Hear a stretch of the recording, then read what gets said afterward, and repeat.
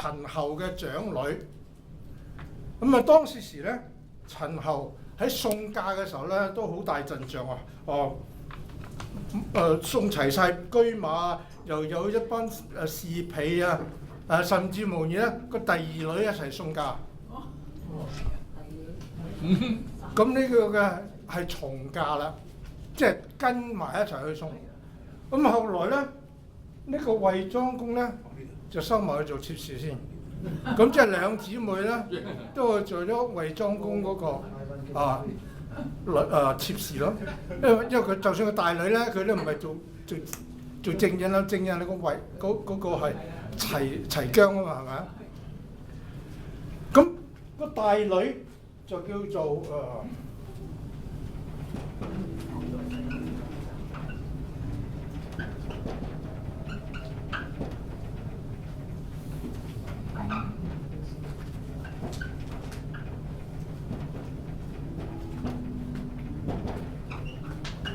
個大女咧叫做麗歸，呢個讀個歸字，歸獸個歸，就係女字旁做個欣慰個慰啊。咁呢個咁嘅寫法咧，就係比較古嘅寫法啊。咁佢第二個女咧就叫做大歸，咁啊兩姊妹咧一齊嫁咗入去。咁過咗一段時間之後咧，麗歸咧就生咗個仔，個仔叫做咩名咧？叫做孝伯。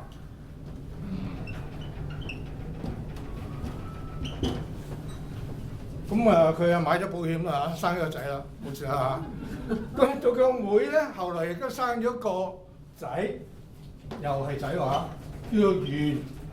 咁呢個名講得唔係幾好，佢公子元。後來冇幾耐登基之後，俾人殺咗。公子元。咁我交代呢段嘅歷史同埋背景咧，就係話後來啊，呢個公子元長大咗，唔係細個咧，就係俾齊姜咧就收養咗，即係差唔多過繼咗佢，佢俾咗齊姜去養嘅。咁啊由細養到佢大，養咗十幾，可能17、18歲啦。咁到衛桓公衛莊公死咗啦，死咗立太子啊嘛。咁咧就將呢個公子元咧就係替代咗衛莊公，都改號咧叫做衛元公啦。衛桓公啊。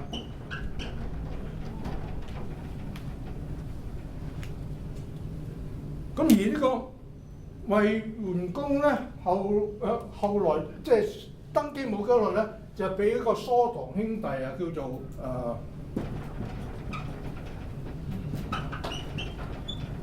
周墟殺咗佢啊！咁呢啲咧即係呢啲宮廷恩怨啦，都冇得好樣，因為你一失勢咧，你個腰唔夠大咧，你就俾人哋整低你嘅，好似就係呢個公子元一樣。因為嗰個當嗰個齊姜係皇后都好啦，但係都唔係你親生噶嘛，一個要殺你就殺你噶啦嘛。如果佢係親生嘅咧就唔同啦，嗰個嫡長子嗰個係完全有繼承皇位嘅嗰個權利啦。咁公子元被殺之後咧，冇幾耐。而呢個大妃咧，危乎啦。大妃，因為原本咧有個仔都仲有得保住，而家仔都死埋，俾佢自己兄弟都殺死咗。結果到最後，俾人送佢翻娘家。呢個送翻娘家係好冇面嘅大佬，俾人講到啫，送佢翻娘家，以後用翻嚟㗎。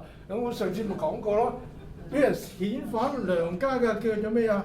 大歸啊嘛，啊！如果你自己返娘家去探親，就叫歸寧父母啊。但係咧，你以後咧唔可以翻嚟叫做大歸啦，啊！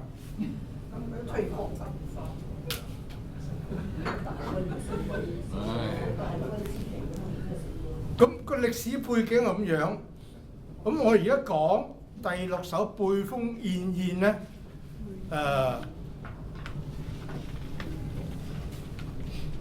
好多嘅注解或者嗰個對呢首詩嘅睇法嗰個內容啊，或者佢想講嘅嘢咧，有好多唔同嘅爭拗嘅。我首先講咗少少呢啲背景咧，大家喺內容上邊咧，我哋慢慢了解。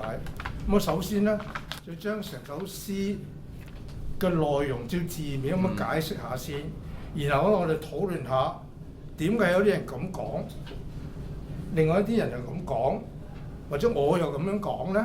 咁咧大家去，或者你哋嘅意見係點樣咧？我都好想聽啊！燕燕於飛，痴痴其語。之子于歸，遠送於野。瞻望忽及，泣涕如雨。有一個字呢度改一改嘅，遠送於野咧。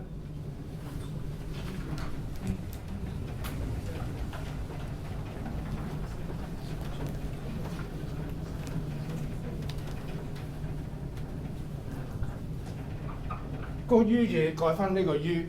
點解咧？喺《詩經》上邊咧，好多時候我哋平時有於是乎個於就係讀呢個於嘅，但係如果佢咁樣寫咧，呢個字唔係讀於嘅，係讀烏嘅，嗚呼哀哉個烏嘅嚇。咁所以咧，我啲課文嗰啲咧，嗰啲文字我唔係自己寫啊嘛，我上網cut and paste 咁樣啊，然後咧就校對過，我全部校對過，即係校漏咗呢個字。意思有嚇？咩啊？如果係個即有唔同喎，烏字咧就係等於係好似呢個嗚呼個烏咁樣，即係一個嘆詞嚟嘅啊。咁如果係呢個於是乎，個於係一個介詞嚟噶嘛。咁我哋先講第一章，燕燕於飛。咁你就睇嗰個文字上，我知道於飛者就係一齊飛嘅意思。呢個就唔係介詞啦，於飛即係比翼雙飛咁上下㗎。燕燕就等於有兩隻燕字一樣啦，一齊喺空中係好得意咁樣飛。而你睇下佢哋個幾歡樂咧，痴痴其語，有陣時嗰啲燕尾咧升下上，有陣時落下去，嗰種咁嘅悠閒咁係一個好歡樂嘅場面嚟嘅。咁點解要寫下邊咧？嗱，呢一章咧就叫興也，即係佢因為睇到呢個燕子咁樣嘅於飛而感興到下邊嘅嘢，感興到咩嘢咧？之子於歸，遠送於野。之子於歸，我哋讀過好幾篇有呢個詞出現啦，即係話這個女子出嫁的時候，或者這個女子出嫁了。遠送於野就係咧，佢自己本國嘅送行嘅人員啊，一路送真係長亭連短亭啦，何處至歸庭啦？但係呢個咧送貨咧，就係話去咗好遠嘅地方都唔捨得去分別咁樣啊，去到一個郊野嘅地方，咁表示咧國人對呢兩姊妹加埋嗰啲其他嗰啲妃嬪啊等嗰啲宮娥啊等等咧，都好思念唔想同佢分離咁樣。瞻望忽及，泣涕如雨。咁送到咩情況你先至分手咧？瞻向前望叫瞻啊，所以叫瞻前顧後，向後望叫顧。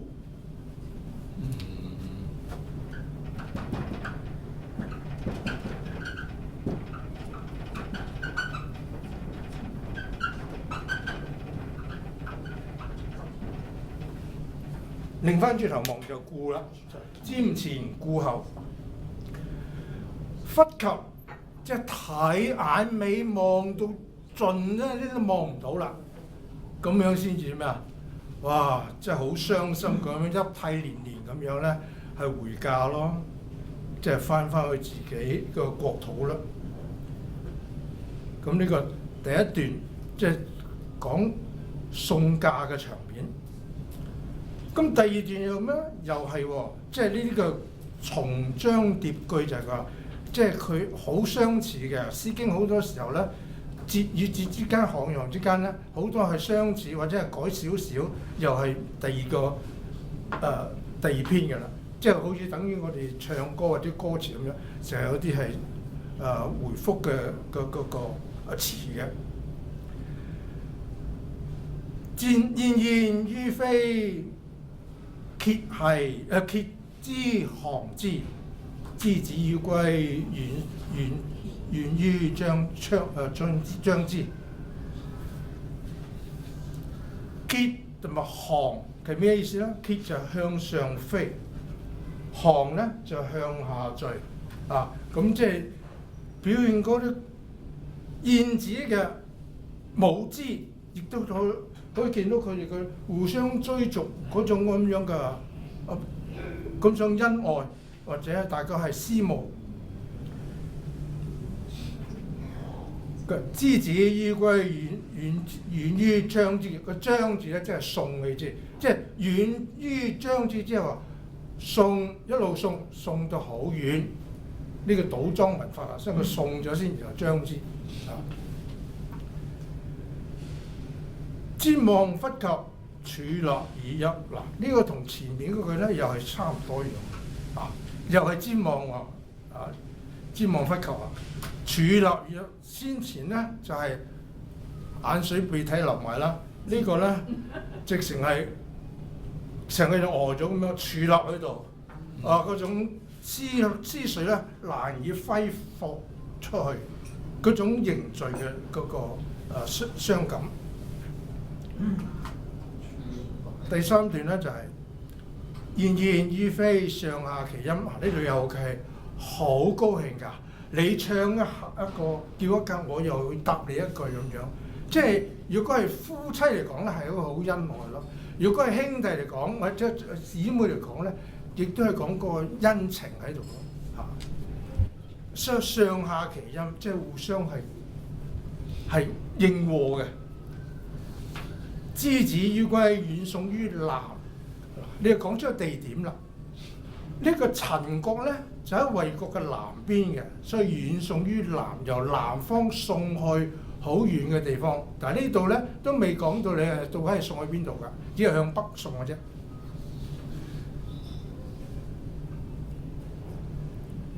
瞻望忽及啦，實勞我心。實勞我心意思係真係令到我心啊非常之勞累啦，好掛住你啦。我唔知你去做嗰個夫家之後咧，你會唔會受到好好嘅對待啊？或者係有冇噓寒問暖啊等等咁樣。咁呢啲整篇嚟講咧，都係從頭嗰兩句喜慶，然後後邊嗰四句咧，去回應翻點解有呢種咁嘅感情。咁啊，呢啲我先至所講嘅就係呢種重章疊句，其實嘅內容係差唔多嘅，但係反覆咁游明咧，你會覺得咧整個感情啊、思想方面咧好深切嘅。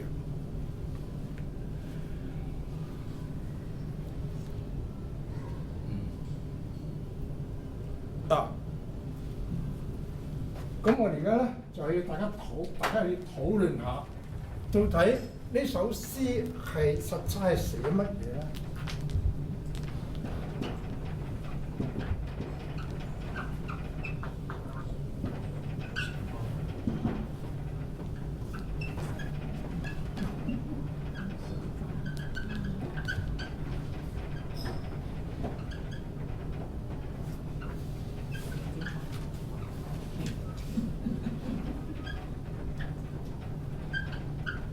燕燕就係呢首詩嘅名啊，即係以前因為有好多冇題目嘅啲詩啊，通常咧就係揀開頭兩個字或者四個字，或者係開首一個句，嚟作為一個詩嘅名稱，即係好似宋詞一樣。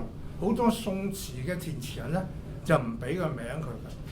咁但係咧，天正三呢個可能醉花陰好多人去填嘅。咁你分辨嗰啲首詞係邊個填啊嘛，同埋邊一首醉花陰啊嘛，所以咧就將冇俾嗰個名稱或者個題目佢嘅咧，就將詞嘅第一句作為佢嗰首詞嘅命名。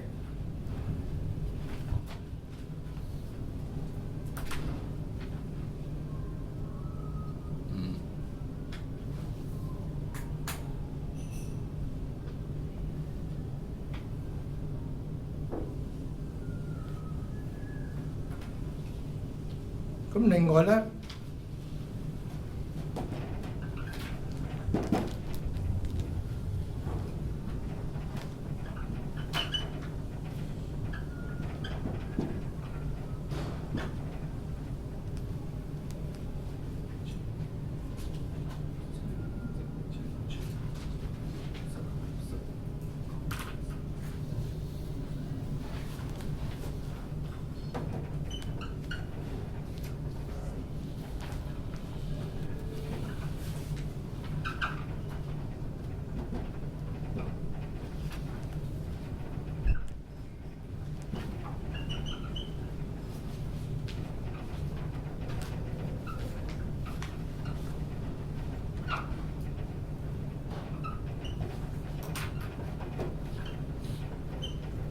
呢個咧就唔想寫太長，大致嘅上係咁樣講啦。佢係寫一個大貴出嫁嘅時候嘅情景嚟嘅。咁呢個第二種嘅講法。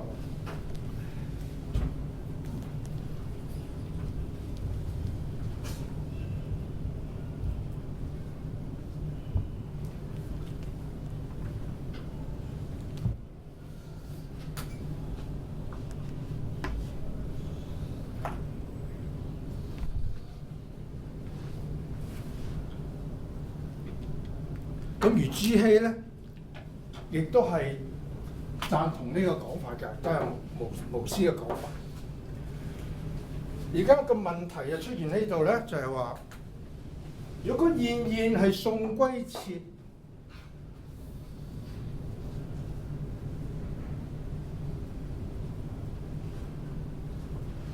佢嘅意思咧就係話遣佢返娘家喎，遣佢返娘家咧。點解唔係寫大歸或者係一個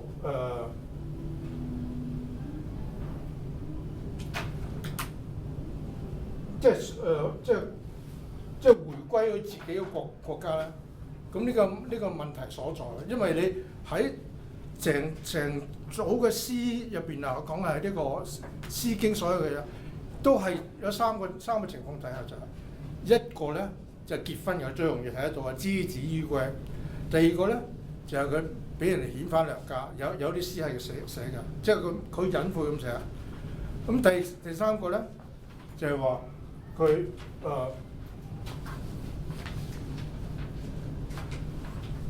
歸寧父母第三個講法咁樣。咁如果係呢個咁樣，你整首詩入邊咧，喺開頭尤其是咧。就係好高興、好歡樂嘅，咁點似係佢被遣返娘家嘅咧？啊，咁第二好似清代崔述所講嘅就係話，佢係帶呢個大歸出嫁嘅時候嘅情景，但係即係好矛盾啦。一個就係出嫁嘅時候嘅情景，一個咧就係送返娘家嘅情景，咁兩個咧似乎係唔係好妥當咯，我覺得就。我自己嘅睇法咧就係話，因為呢個大歸嫁咗去衛莊宮之後咧，佢因為同錫人呢個齊姜係非常好姊妹一樣嘅，應該初嫁嚟嘅時候咧，呢個食人咧亦都對佢十分好感㗎啦。咁因此咧，大家有言有笑，就算佢生埋個仔啦，我想攞個仔嚟養，唔緊要，我俾埋你個仔俾你養都得。嗰種嘅感情應該係非常之好嘅。咁由於佢哋感情咁好，而且呢個莊姜喺呢個戴妃佢入門同埋入門嘅時候咧，佢已經知道咗成個畫面係如何啦，係一個幾好嘅儀仗而送佢入嚟嘅。咁因此兩個好似姊妹之間咁樣傾嘅偈嘅時候咧，講話我由我自己嘅國家送咗我嚟嘅時候，當時嘅情況點樣，咁一定咧係好美滿嘅一個送行嚟嘅。咁因此咧，我有一個大膽嘅假設咧，唯一可以即係解釋咗避免咗呢個所謂嘅大龜與之子於龜之間嘅嗰個矛盾喺邊度咧？我覺得呢首詩開首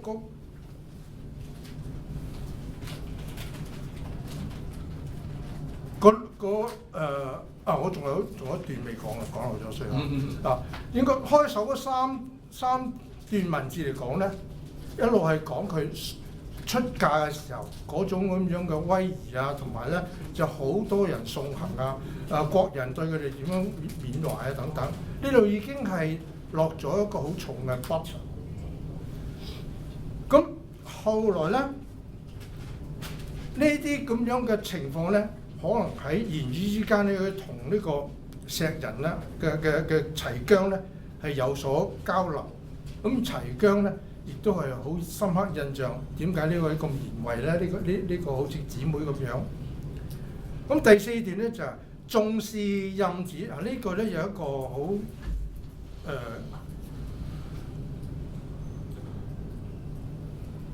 呢個好大嘅線索嚟㗎。朕是任子，其心塞淵，中溫且惠，屬臣其身，先君之師，以喐寡人。重視，因為戴妃係陳侯嘅第二個女，重就係佢次女啦，即係重視啊！佢唔講佢大女喎，大女係麗妃啊嘛，麗歸啊嘛，咁呢個係次女喎，而且咧，你諗下開首就講啦，燕燕於飛係兩隻雀一齊飛嘅，即係等於佢兩姊妹一齊嫁去為嗰一樣啦。佢哋嫁出嫁嘅時候好開心㗎，咁咧就係從字面上邊嘅內容咧，可以了解到咧，嗰個機會咧就好大嘅。呢個係寫呢個麗，呢個係戴妃大龜出嫁嘅時候嘅情況。頭嗰三章，咁第四章咧再點明佢，冇錯啦，呢個重視嘅就係大龜一個第二女。任子即係話咧，佢係好值得人信任嘅一個女孩子嚟嘅。呢個係齊姜對戴龜嘅批評。其心塞淵，即係話佢又誠實又有厚道，中溫且惠，又嫻淑賢惠寫到佢好靚㗎，個人品好好㗎。屬臣其身，佢而且咧係善良而且好謹慎嘅，做嘢就係先君之師，以喐寡人。佢個人咧仲好細心到點樣咧？成日都勉勵我，因為嗰陣時呢個惠莊公已經死咗嘛。佢話我哋對惠莊公嗰個思念咧，我哋完全係冇忘記㗎，好似兩姊妹咁同我講，亦都咧係勉勵呢個石人，我哋對我哋個君王咧唔會忘記嘅。咁而呢種咧成日提攜住佢，等到佢咧係勉勵佢啊。雖然我哋個國君已經死咗，但係咧我哋仍然咧係有個好好嘅呢個國家喺度，咁咧令到佢咧就唔會生一個悔意咁樣。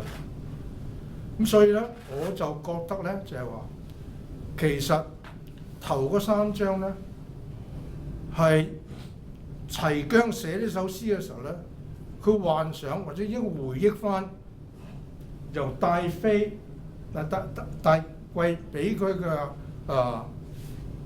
資料而寫出呢啲佢出嫁嘅場面，而到最後嘅收筆咧，除咗去刻畫呢個大龜嗰個賢淑之外咧，變成一個亦都係非常之得人心識得去安慰他人嘅人，去勉勵他人嘅人咁呢個咧就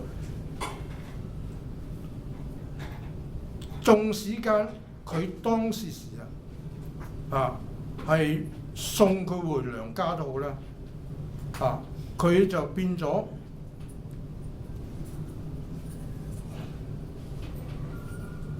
呢個佢對呢個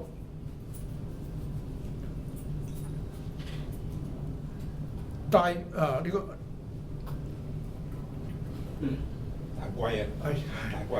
龜大龜咧就係冇話提到佢點樣去俾人遣返娘家嘅，但係咧只不過將翻佢回憶翻佢自己嘅以前係幾美好嘅嘢，咁但係咧你要慢慢去好似安慰佢，同佢送佢回娘家咧，都唔等佢唔係咁難過咁樣。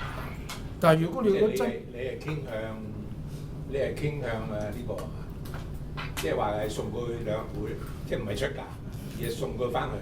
你傾向呢個還貴。因為主要嚟講咧，佢連個仔都冇咗啦，佢根本冇勢力㗎啦。即係當朝嘅人咧，要你點走就點走啊，因為你冇勢力㗎。而且你又唔係話係嗰個正室嚟，呢啲妾侍啫嘛，即係佢可有可無啊嘛。咁所以我覺得呢首詩內容上邊咧就似乎就好平白，但係咧佢當中咧，我覺得有啲係要搞得清楚，同埋咧就即係呢個個人嘅睇法啦。咁如果大家有唔同嘅睇法，我都歡迎你哋出嚟講啦。呢啲古詩咧就真係冇寫明作者係邊個㗎嘛。咁但係即係呢首詩即係照往常嘅解法，就係話佢 assume 咗係個大婆嘅立場睇呢件事嘅。咁呢個咁嘅講法，即係咪古人都係以前嗰啲文學家係咁樣諗嘅？有提過嘅。定係第三者講一件歷史事件啫咁樣？唔係，即係有喺歷史背景上面講咧，話嗰個石人咧，佢本身亦都好有文采嘅。咁我真係白紙黑字有咩確鑿證明係佢寫咧，我哋亦都唔知嘅。即係我哋當佢因為佢係親姊妹咁樣寫出呢啲咁樣嘅詞。卡洛斯有咩？即係因為始終我哋而家對《詩經》解釋都係最早係跟翻巫師啫。即係巫師就係漢朝人研究翻呢個歷史嘅時候，用翻嗰時嘅文獻去講翻話，到底呢首詩嘅背景係點嘅？咁其實既然佢哋係最早嘅，其實都係信漢朝人比較可靠。同埋始終最後一句先君之師以喐寡人，即係話佢就係話大龜臨走之前都仲係用緊死咗嗰個老公嘅説話去安慰翻呢個大婆，咁樣係會似啲話。即係我哋唔知會似啲話出嫁嗰陣時啦，點解話你死咗個老豆嘅嘢去安慰翻個自己嗰個作者寡人？因為寡人就係話應該係賣姜啊嘛，唔係齊姜係咯，齊姜啊嘛。所以最後一句以喐寡人就係就係話大龜用先君之師去安慰勉勵呢個，即係如果按翻巫師嘅講法。我就係贊同呢個講法嘅，但係我唔知點解正話我講錯，應該係冇錯嘅呢個，即係呢個寡人係指呢個齊姜嘅，齊姜嘅。係啊，詩人。因為佢Kinos 嗰個講法咧，係咪 Kinos 啊 Carlos 啊，佢即係嗱，我而家呢個詩歌咧。我諗就唔係老細寫㗎，梗係伙計寫嘅啫，係嘛？冇理由嗰個齊莊公會寫呢首詩出嚟㗎嘛，梗係啲伙計幫佢寫㗎嘛。我哋冇講到齊莊公寫。唔係 sorry，佢講寡人嗰個 point 啊，佢講寡人嗰個 point，係咪講而家講緊？寡人而家講緊係魏莊公啊！唔係寡人係指呢個石人啊。石人。上一首寫嗰個主角。咁即係梗係唔會話係嗰個君主自己親身寫呢個。寡人喺古代一定係君主。嚇？自稱係寡德之人，即係但係寡德之人仲唔係君主？唔係講朕仲唔係君主？但喺春秋嘅時候就唔係專指君主。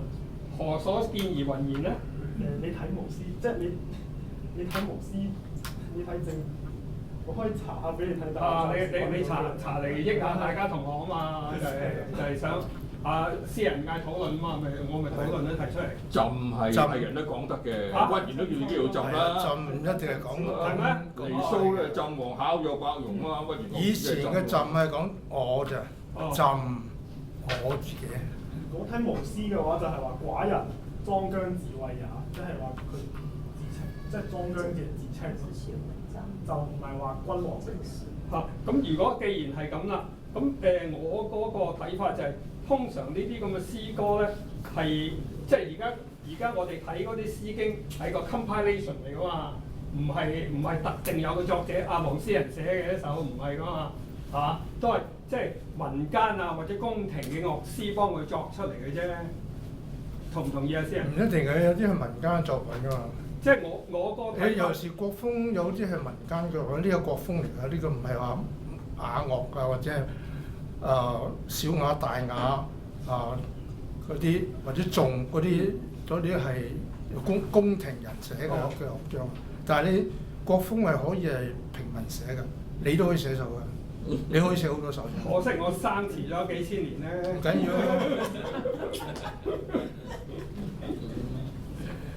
OK， 我哋講第8首啊，鄭風呢首好容易呢首。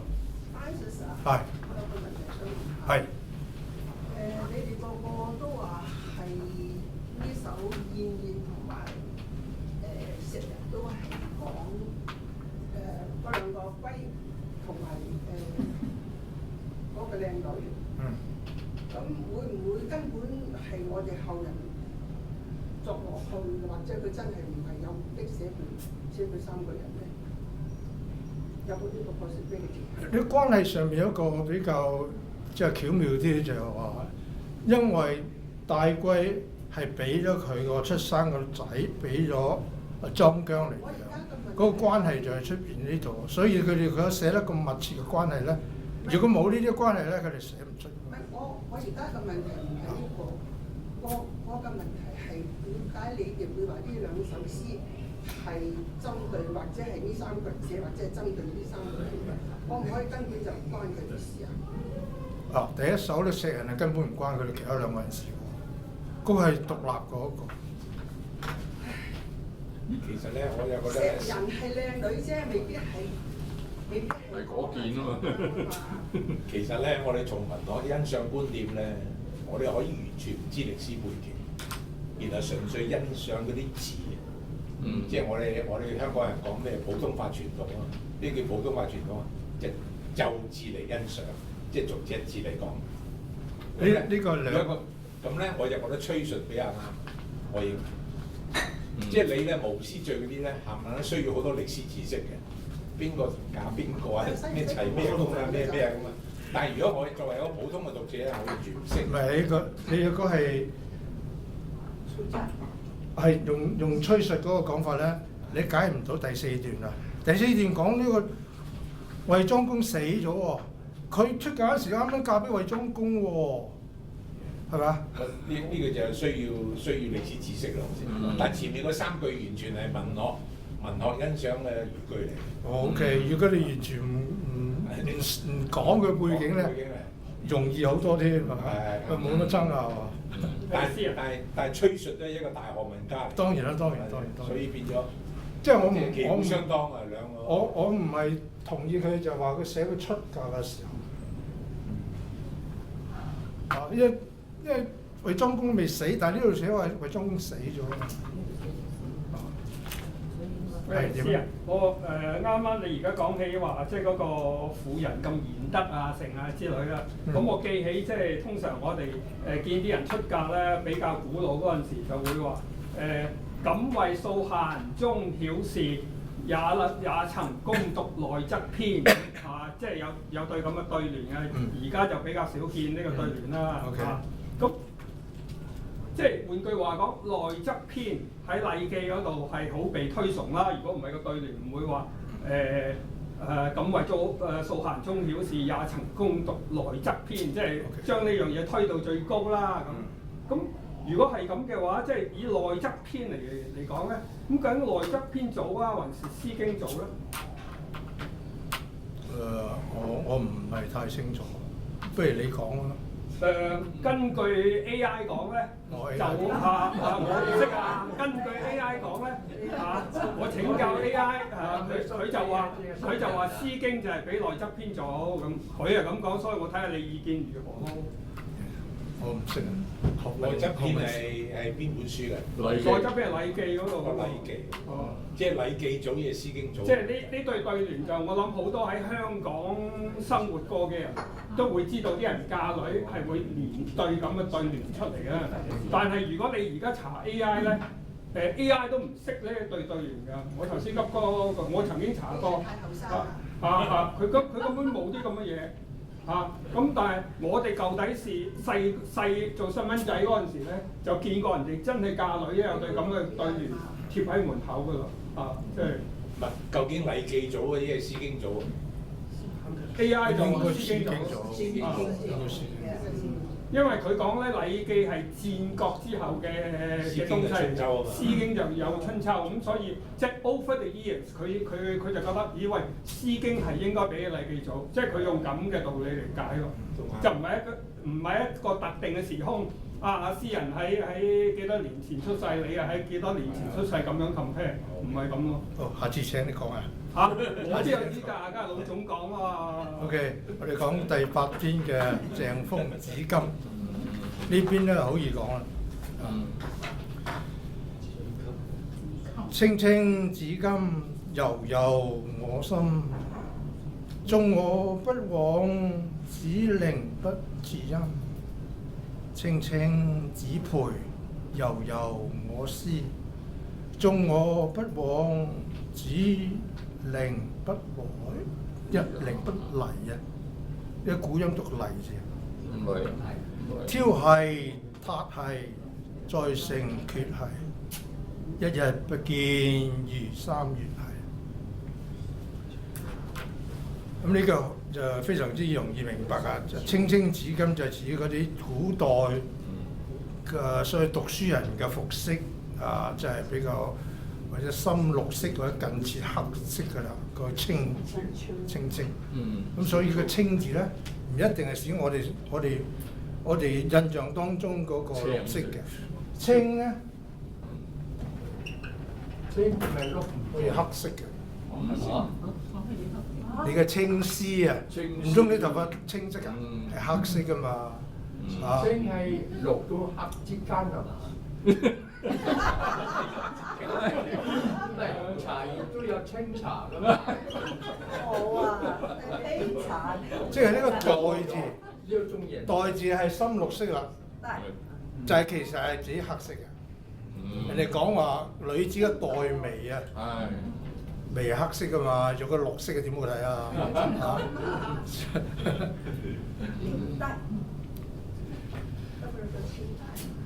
咁啊，呢個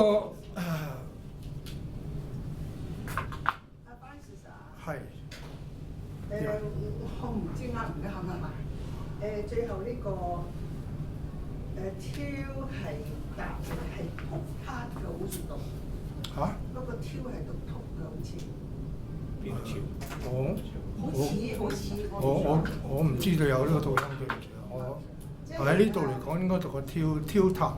唔係啊，即係挑他呢個讀法好似係唔啱嘅，應該係讀突塔。我唔識啊，真係未聽過。突係打係，即係挑字讀突。我唔識啊。因為朱熹都冇話佢係讀有好多注解咧，我哋講我係跟朱熹嘅，或者讀音我跟朱熹嘅。咁有啲唔係我認為我唔係幾合嘅，咁我就唔取佢個解釋或者個注音啫。詩人，我又喺度加個 comment 啦，即係阿 Jenny 姐講呢個挑撻呢樣嘢咧，咁啊唔該你走去聽下咧，徐柳先唱啊，再折長亭柳。再折長亭柳咧，一開句咧就講啦，半生挑撻任情縱，呢首係小明星嘅風格。啱啲啊，係小明星嘅咁就咁有挑撻兩個字啊，係就係咯。識讀錯咗，根本係有人改正過佢。係咩？哦。踩啊，真係。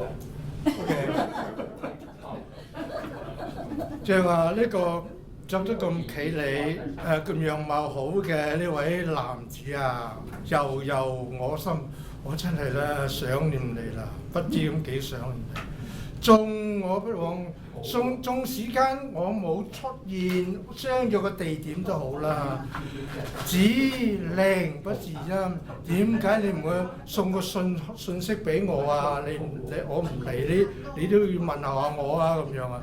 咁呢個男女個愛情嘅故事喎，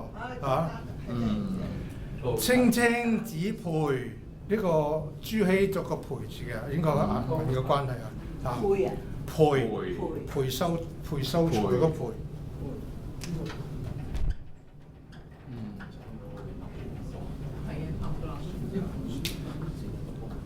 子培者就係話講嗰個男子咧，以前啲男子咧就好中意掛塊玉噶嘛，個玉咧仲要穿啲咁樣嘅，佢叫繡啊。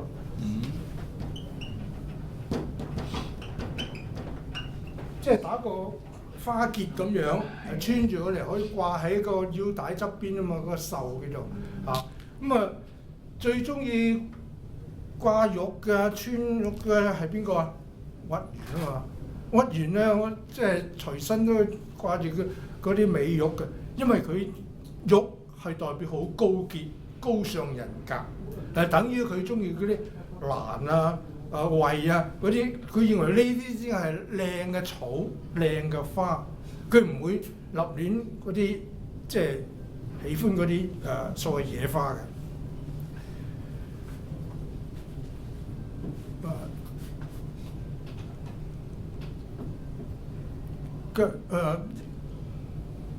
子培就培咧就係指個佩玉啦嚇。悠悠我思，話你一個穿戴咗個美玉嘅美男子啊，我係你隨時咧、時刻咧，令到我對你有所思念㗎。縱不我往陵，子陵不嚟啊！我哋廣東人啊，原來2000幾年前咧係讀呢個音㗎，唔係來唔來啊！我哋嚟唔嚟啊？嚟咗未啊？你讀呢個音啊，就2000幾年前嘅補完到而家。咁啊，當然中間有一段咧，有人讀個第二啲咯，咁啊有啲讀個來字冇話啲錯嘅。但係咧，如果你話讀個嚟字，人哋話啲錯咧，你就可以繼續話2000幾年前已經讀緊呢個音。反而而家普通話用翻個奶字喎，奶。普通話有啲音咧，我覺得同我哋好得意嘅，好似譬如個蟲字咁樣，我讀蟲，佢讀鬆；我哋讀松茸，佢讀重茸啊！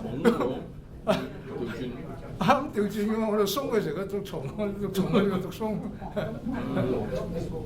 係喎，我細個讀書嘅時候咧，唔係用個松代鬆嘅喎。哦。係分開兩個字。咁但係你而家聽人讀佢讀從容咧？而家好多嘢都唔識擺。佢讀從容喎，唔係讀鬆容喎。細個讀就要廣東話就讀鬆容，我一向都讀鬆容嘅。寫就寫從容，讀係啊，讀鬆容，即係等於我哋讀松樹，佢讀音，即係讀廣東音嘅時候讀松樹。但係我細個讀書嘅時候咧，呢兩個字係分開嘅。指令係咩？指令係人名。唔係，指就係講對方。對方。令啫，點解？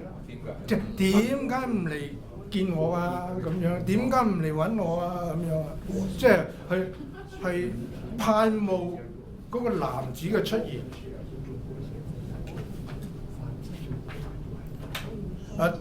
挑係撻係就係呢個係講挑撻咧，就係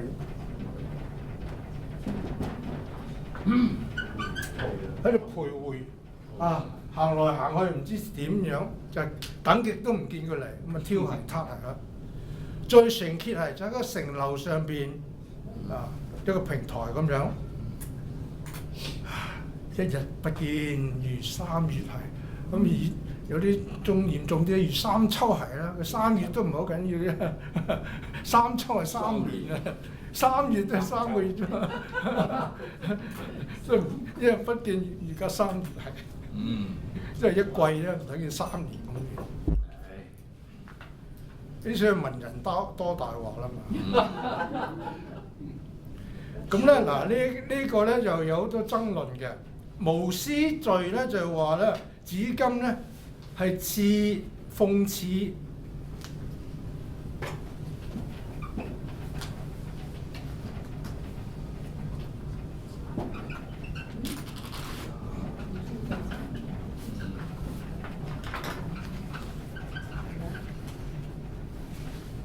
嗰啲學校嘅所謂嘅失落。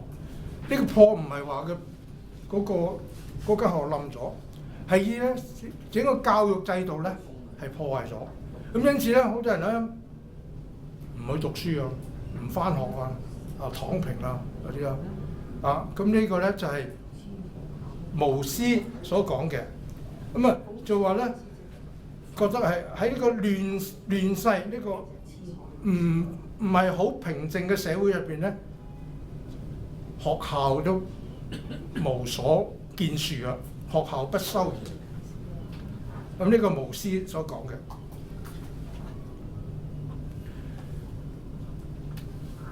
咁啊，但係咧有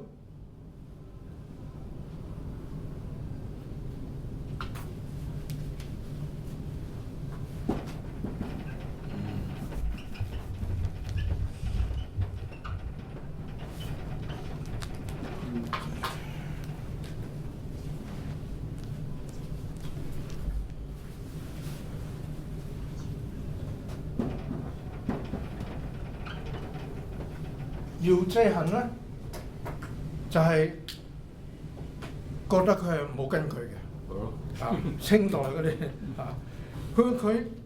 佢呢啲咧就係覺得咧呢啲唔成立嘅咁樣。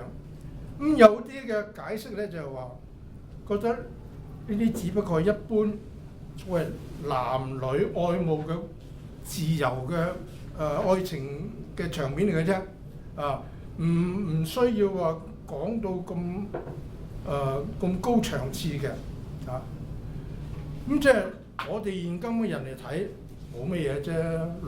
男仔約個女仔，個女仔又因咩事又唔去，咁啊搞到又囉攣咁樣，又話個男仔唔俾啲口信佢，咁呢啲咁啊一般好似男女交往咁樣，即係但係咧。好似朱熹咁講咧，就話佢呢啲係所謂嘅淫賓之詞咁咧即係好多嗰啲所謂學士嘅諗法啦咁樣。我哋覺得你喺現代人嘅眼光中嚟睇咧，有咩人咧？又冇私奔啊，點解叫人奔咧？佢等佢唔到啫嘛，都冇話偷偷地走去再揾翻嗰個男仔。咁呢啲好普通嘅事。因此咧就係話有唔同嘅人嘅注釋或者唔同嘅睇法，我哋要接納邊啲咧，就自己去欣賞。我覺得咧，無師呢兩仔爺咧，即係而家講法叫做泛政治化，即係佢睇呢啲咁嘅詩咧，係情詩就睇唔上眼，覺得佢一定要加啲政治嘅味道落去。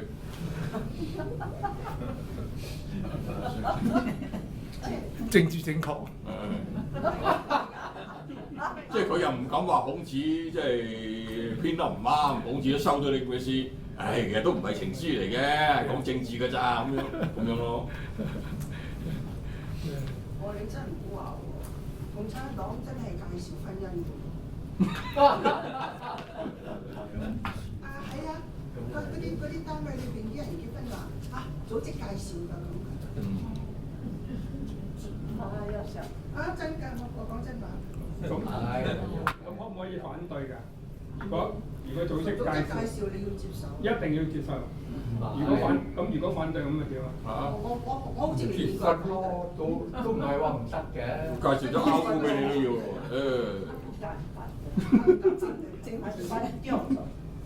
OK， 我哋再講埋第9首咧，就係小息啦嚇。好嘅。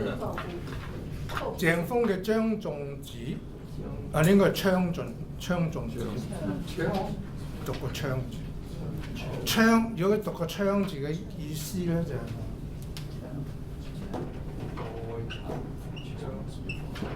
請嘅意思啊，即係請呢個二哥仲子，呢個對方咧應該係次子嚟㗎，唔係長子嚟㗎，所以叫仲子。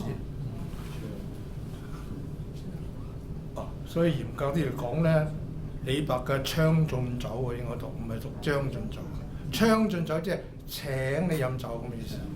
如果你將會飲酒咧，咁啊唔夠誠意啊嘛！佢咁樣岑夫子，丹丘生佢，大家都飲得幾杯啊嘛。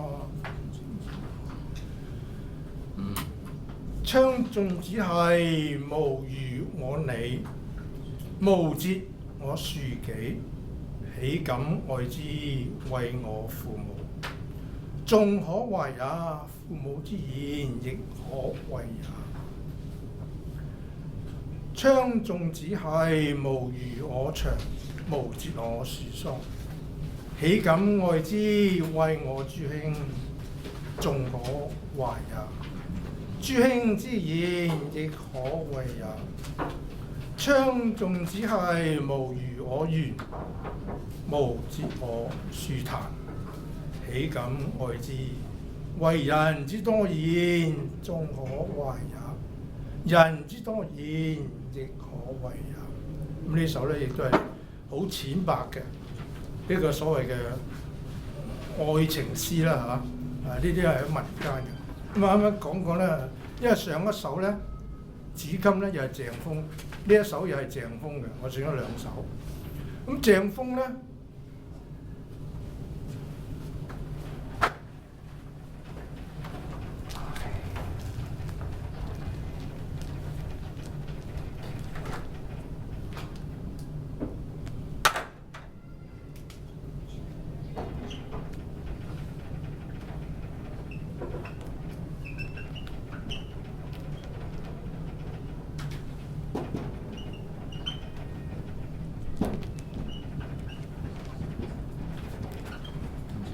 呢個歷史呢個好慘嘅呢個判斷。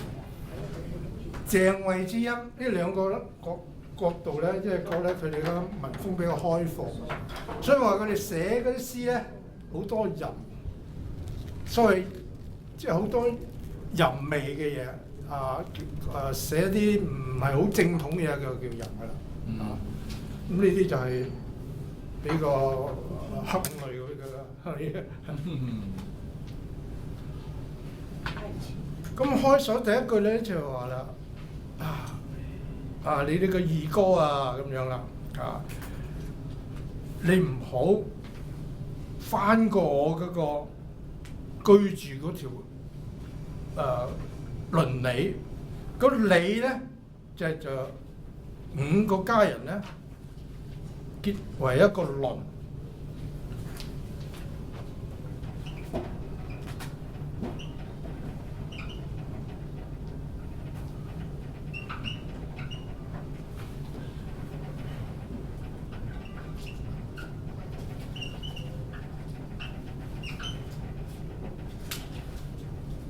5家就係一個鄰，5鄰為里，咁即係一個里咧有25家人住嘅，咁一個小小嘅社區。佢話你唔好咧立亂穿過個牆走咗去嘅鄉里入邊啊！更加咧唔好將我啲樹紀，其實應該調翻轉嚟讀係紀樹，你唔好將我啲紀樹咧。就整死啊！踩到嗰啲枝條啦斷落啊咁樣啊，跟住咧就係表白啦。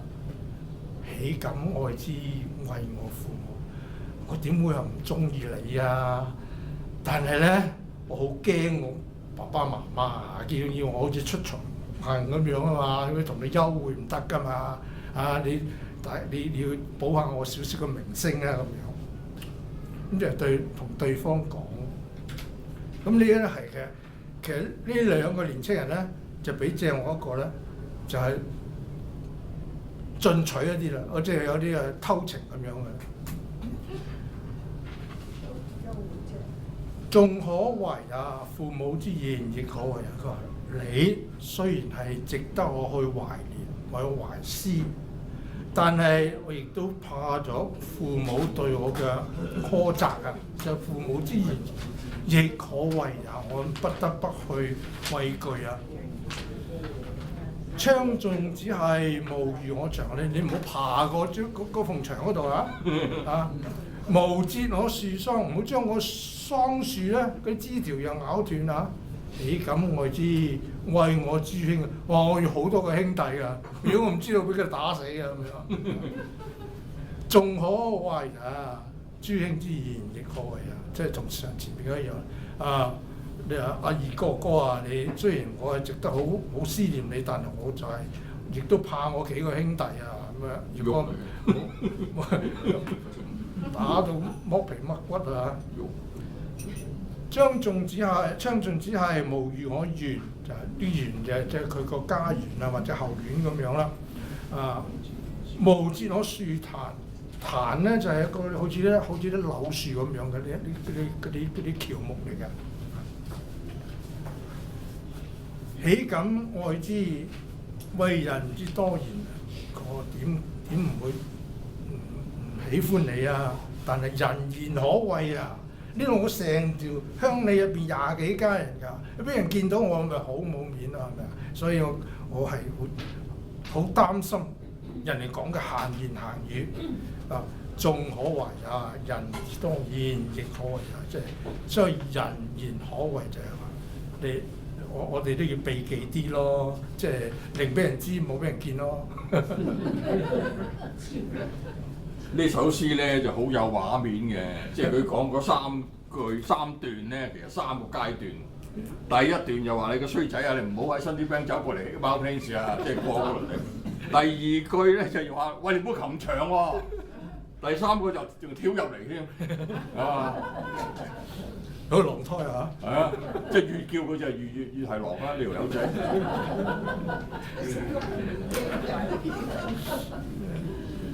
其實呢啲咧都係啦，無師啊，又係都話佢都係屬於淫賓之詞嘅。咁啊，我哋聽下算咯。咁但係你睇下用咩角度睇咯。咁如果你話樣樣都咁嚴謹嘅，咁咪連一啲開放啲啊，一啲自由都冇咯。呢啲啊，即係你望落咧，喺2000幾年前嘅社會咧，有某一個地域啊，即係好似鄭國啊、衛國呢啲咧，係比較係自由風格嘅社會。OK，我哋停一停，好。